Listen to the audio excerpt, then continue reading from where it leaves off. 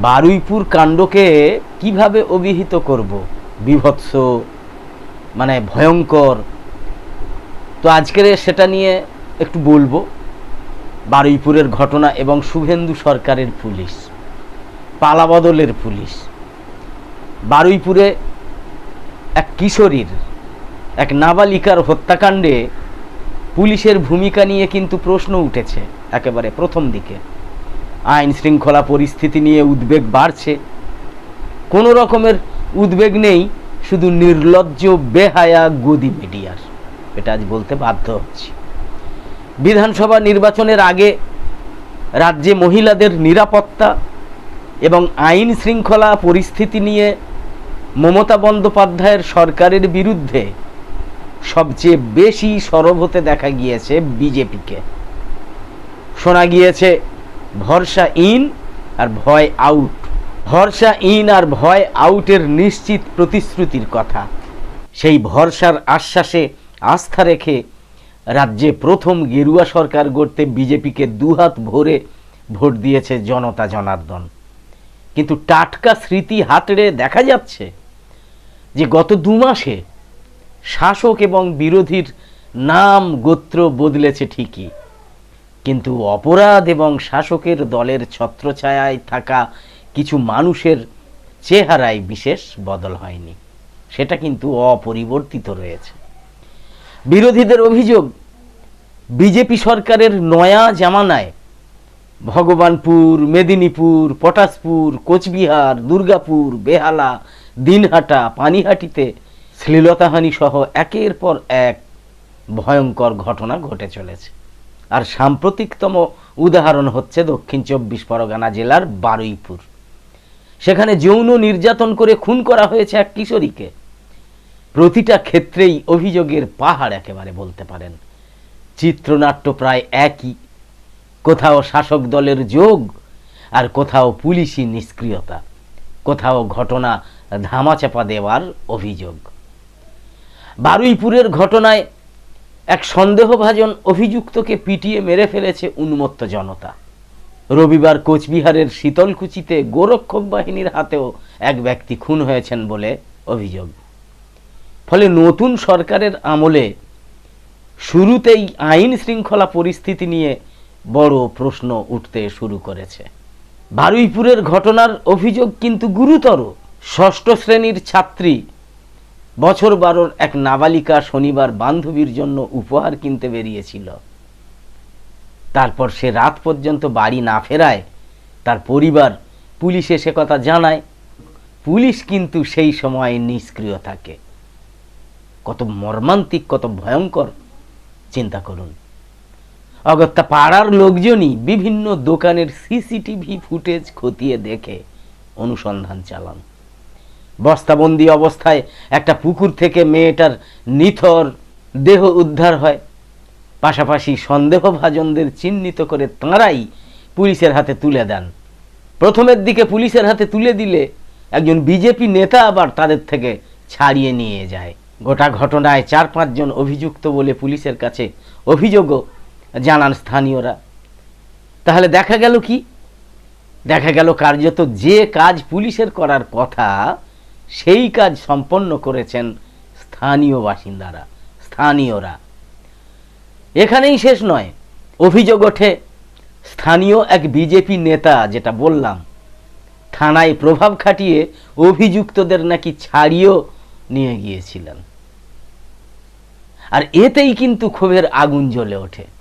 স্থানীয় ওই বিজেপি নেতা এবং পুলিশের এই ভূমিকার প্রতিবাদে রবিবার প্রায় দিনভর রেল অবরোধ হয়, রাস্তা অবরোধ হয়, পুলিশের গাড়ি ভাঙচুর হয়, একাধিক পুলিশ জখম হন।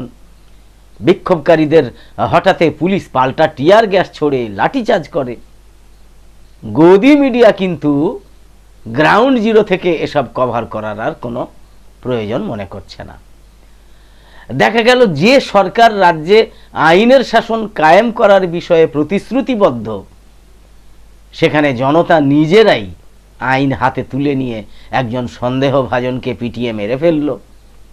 যথাসময়ে পুলিশ তৎপর হলে ওই নাবালিকাও হয়তো প্রাণে বেঁচে যেত। এ কথাও বলেছেন অনেকে। এলাকার।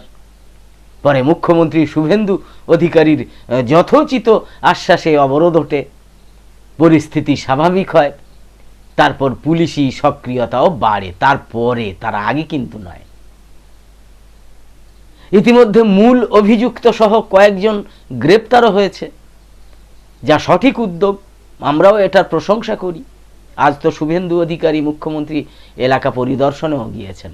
তবে বারুইপুরের ঘটনার পর প্রাক্তন মুখ্যমন্ত্রী মমতা বন্দ্যোপাধ্যায় কন্যা হারানো পরিবারের কাছে যেতে চেয়েছিলেন, কিন্তু তাকে কালীঘাটের বাড়িতেই নজরবন্দি করে রাখা হয় বলে অভিযোগ। পরের দিন অবশ্য তিনি রাস্তায় মিছিল করেছেন।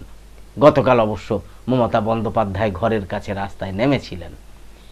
বারুইপুরের ক্ষেত্রে অবশ্য পুলিশি তৎপরতা লক্ষণীয়ভাবে বেড়েছে। মুখ্যমন্ত্রী শুভেন্দু অধিকারী বলেছেন, কোনো দোষী ছাড় পাবে না, কড়া শাস্তির আশ্বাস দিয়েছেন তিনি।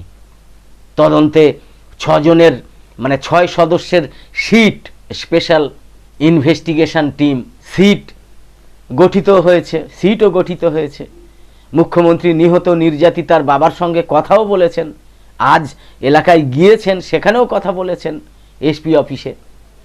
তবে প্রশ্ন উঠেছে, অভিযুক্ত এবং তার মদতদাতা কেউ শাসক দলের ঘনিষ্ঠ বলেই কি পরিস্থিতি অগ্নিগর্ভ হয়ে ওঠার আগে পর্যন্ত গা ঘামানোর চেষ্টাই করেনি পুলিশ? পুলিশের সামনেই একজনকে পিটিয়ে মারার ঘটনাকে কোনোভাবে আইন শৃঙ্খলা পরিস্থিতি স্বাভাবিক বলে দাবি করা কিন্তু যায় না। ঘটনা পরম্পরায় দেখা যাচ্ছে, পালাবদলের পর, মানে তৃণমূল সরকারের পর শুভেন্দু সরকার, বিজেপি সরকার আসার পর গোটা রাজ্যে যেভাবে ডিম ছুঁড়ে আক্রমণ করার সংস্কৃতি চালু হয়েছে, তা থামার কিন্তু কোনো লক্ষণ নেই। অথচ এই নিয়ে ক্ষোভ প্রকাশ করে পুলিশকে উপযুক্ত ব্যবস্থা নিতে বলেছে হাইকোর্ট।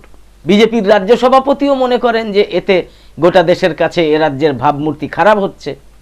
তবুও কিন্তু পুলিশের নাকের ডগায় বলতে পারেন কোথাও বিজেপির পতাকা উড়িয়ে ডিম ছোড়ার সংস্কৃতি অব্যাহত, যার হাত থেকে রেহাই পাননি মহিলা সাংসদও, মানে মহুয়া মৈত্র।